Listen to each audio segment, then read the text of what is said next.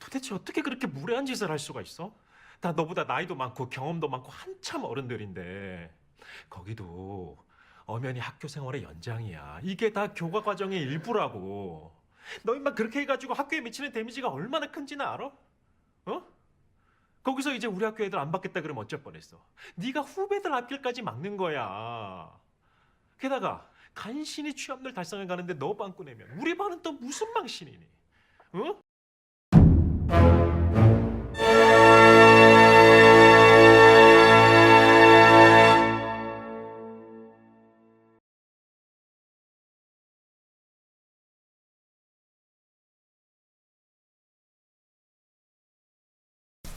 네, 여러분 안녕하십니까. 네, 반갑습니다. 다시 2부로 돌아왔습니다. 저희가 지금 다루고 있는 작품은 다음소의 작품을 다루고 있는데요. 1부에서는 간단한 줄거리와 뭐 배경 설명, 뭐 어떤 장면들에 대한 의미 이런 것들을 좀 다뤄봤다면 이번 2부에서는 소희가 겪고 있는 문제들, 노동의 관점에서 어떻게 바라봐야 하는가에 대한 이야기들을 우리 조영훈 농사님과 함께 이야기를 해보도록 하겠습니다. 비슷한 상황에 놓여 계신 분들은 꼭 같이 보셔야 됩니다. 참고할 만한 사안들이 많기 때문에 보시고, 실습생으로 일하고 있는 자녀를 둔 가족이 있다든지 아니면 뭐 주변에 친구가 있다든지 함께 봐주시면 도움이 되지 않을까, 이런 생각도 해봅니다. 소희의 죽음은 자살이란 말이에요. 거기 관리자들이 모여있는 자리에 가서 이야기를 하는 장면에서 산재라는 이야기를 합니다. 근데 거기서는 그게 왜 산재냐, 소희라는 아이가 약간의 문제가 있었다라는 것으로 주장을 합니다. 그렇죠. 그런 것도 산재가 아니라 그 아이의 개인적 문제지 그걸 왜 여기까지 끌어오냐는 식의 얘기를 한단 말이에요. 농사님. 네네. 산재입니까? 그 홍수연 양 사건에서 활동가 강문식 님이 이 사건을 알게 되기 전에 홍수연 양의 아버지가 그 지역에 있는 노무법인에 착수금을 내고 산재 신청을 하려고 준비를 했대요. 그 돈까지 내고. 강문식 님께서 그 활동가로 오랫동안 이제 활동하셨던 분이기 때문에 그 감각으로 딱 아신 거죠. 그래서 이거 산재 신청하지 말아라. 그 공대위를 꾸려갖고 이슈화를 해갖고 대응할 테니까 산재를 하지 말아라. 착수금은 뭐 어쩔 수 없는 거고, 그렇게 해서 말렸다고 해요. 그 판단은 개인적으로 생각할 때는 옳았다고 생각합니다. 왜냐하면은 일단 이 죽음은 지금 관점으로 보면은 산재가 인정될 가능성이 높다고 저는 생각되는데요. 그때의 시각에서 봤을 때에는 아까 감정노동자보호법이 2018년 이 사건 이후에 만들어졌다고 그랬잖아요.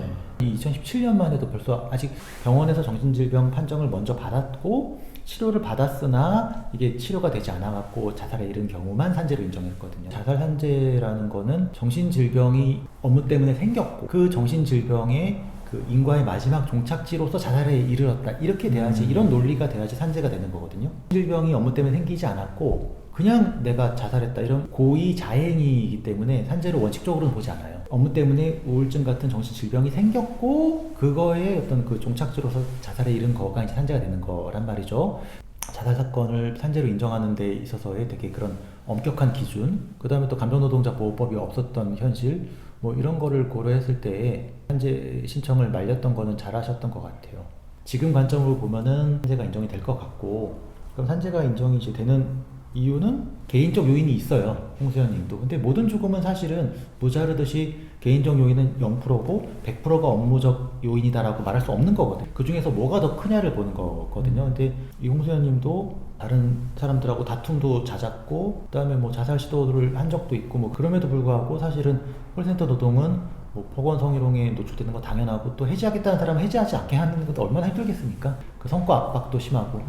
충분히 그런 개인적 요인보다 업무 환경적 요인이 훨씬 더 크다라고 판단돼서 산재로 인정될 것 같고, 뭐 비슷한 그런 사건들을 산재로 인정받은 적도 저도 있고요, 최근에. 지금은 감정노동에 대한 부분까지도 산재로 인정받을 수 있는 여건이 많이 확대가 됐기 때문에 고민이 있으시거나 어려움이 있으실 때는 전문기관의 도움을 받으셨으면 좋겠어요. 뭐 여러 가지 법도 생기고 뭐 제도도 만들어지고 사회 인식도 좀 개선이 된 것 같아요. 현재 현장 실습에 대한 내용들이 좀 바뀐 게 뭐가 있는지 설명을 좀 해주시죠. 현장 실습 제도는 2017년 11월에 또 이제 이민호 군이 공장에서 그 사고 현장 실습생이 두 분이나 돌아가셨는데 이 문제가 사회적으로 이슈가 확 됐죠. 2018년 이민호 군까지 이제 돌아가신 이후에 현장 실습 제도가 교육부에서 이제 확 바꿔요. 기존의 이제 현장 실습은 노동 중심, 근로 중심 현장 실습에서 학습 중심 현장 실습이라는 거를 이제 도입합니다. 그때부터 지금까지 운영이 되고 있는 거예요. 복교하면은 뭐 빨간 명찰이 네. 있고, 근데 이제 그 분위기가 많이 바뀌었어요 지금. 그 홍수연님의 전공이 뭐였는지 혹시 아세요? 애견동물학과. 맞아요, 예, 애견동물학. 원래 홍수연님의 아버지가 추천했대요. 애견동물 산업이 뜨는 산업이라고. 그런데 실습은 콜센터 가서 했잖아요. 이민호 군도 전공이 원래 원예학과였었는데 네. 공장에서 실습을 했죠. 그 실습이 아닌 거죠, 그렇죠. 사실은. 예, 예. 지금은 전공과 이제 유사하거나 전공과 일치하는 쪽으로 실습을 나가는 것 같아요. 그런 점은 많이 개선이 된 것 같은데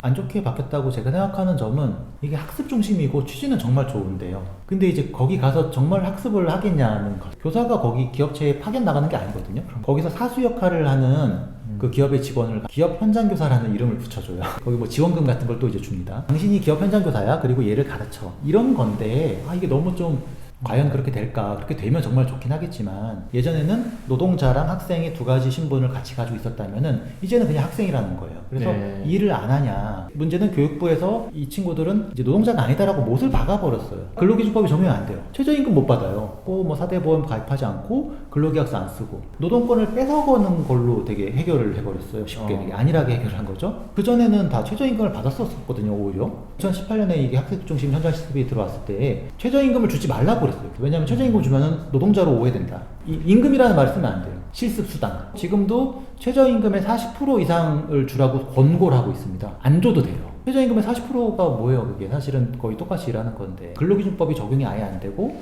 직업교육훈련 촉진법만 적용되고 뭐 이게 올바른 해결책인가 뭐 하는 생각이 듭니다. 친구들은 수습을 하고 이 기간은 근속에 포함 안 되고 2021년에 여수에서 또 네. 그렇고 홍정원 군이 돌아가셨죠. 물을 무서워하는 분이었대요. 그 잠수를 시킨 거죠. 네. 잠수는 원래는 할 수가 없는 일이거든요. 연소자는.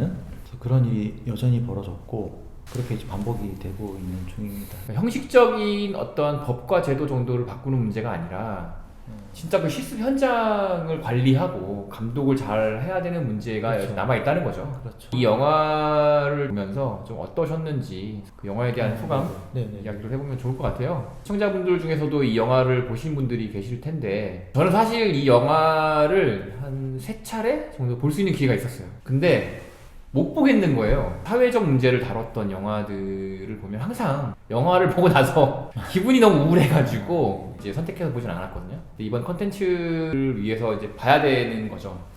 여전히 좀 막막함이 있었고 답답함이 있었습니다. 용기를 잃지 말아야 된다. 이 책을 읽고서 7개 챕터 중에서 제일 처음에 나오는 얘기거든요. 당연히 제일 임팩트가 있는 이야기를 맨 처음에 쓰잖아요. 그 홍수연님의 사연을 읽고서 되게 좀 감정적으로 힘들었었어요. 다음 소위를 열어볼 기회가 있었는데 안 봤었고 이번에 저도 그래서 이제 봤던 거였어요.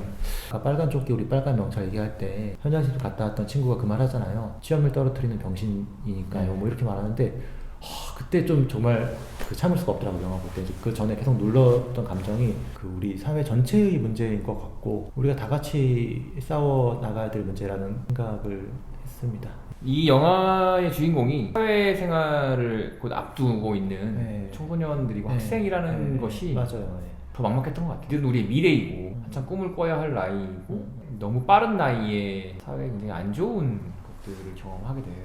가슴이 많이 아팠습니다. 아팠고 또 이렇게 만들어 놓은 이 사회 현실 이것을 빨리 바꾸지 않으면 우리에게 희망이 없겠다 이런 생각도 한번 해봤습니다. 세상이 조금 더 나아져서 희망적인 이야기들이 담긴 좋은 작품들이 많이 나오기를 바라봅니다. 올해 영상은 다음 소위 작품으로 마치려고 하고요. 내년에 찾아뵐 예정입니다. 올해 1년 저희 노동원 TV를 사랑해주시고 애청해주신 우리 애청자 여러분께 다시 한번 감사의 인사 드리면서요. 올해 한 해 너무 수고 많으셨습니다. 올해를 잘 마무리하시고 내년에 새해 복 많이 받으시기 바랍니다. 건강하십시오. 네, 여러분 감사합니다. 다음에 뵙겠습니다. 안녕.